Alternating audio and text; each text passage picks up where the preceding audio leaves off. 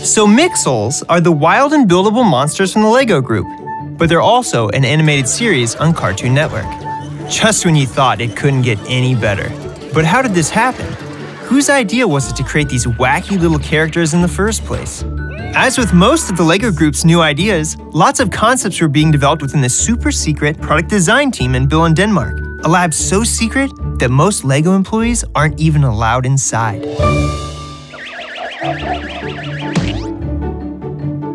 This team is known as Concept Lab, and that's where an idea called Hungry Monsters began. Once Cartoon Network's creatives saw these characters, they were hooked.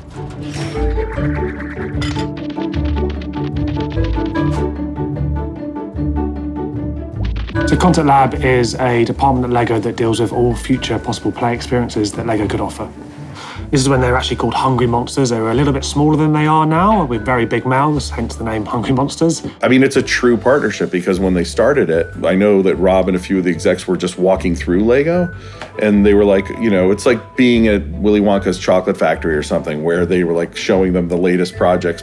People from LA don't come to Billund that often, but when they do, we want to show them some cool stuff. So we got on a plane, flew to Denmark, and we proposed this idea of working on a project together. And they showed us some of their developing toy lines and things that were in various stages of becoming product ideas. And there was one team that came in with a collection of characters. Well, what do you do with them? And they said, oh, you know, you take them and you break them apart and you mix them into other characters.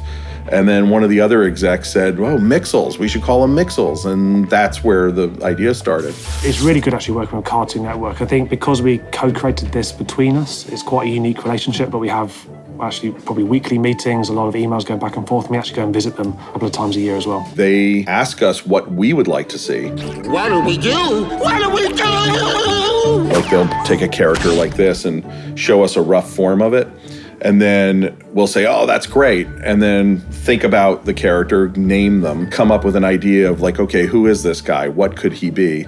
And we apply personalities to each one. We send that to LEGO. They're like, oh, we love that. So then we'll take it to the next level and start writing stories.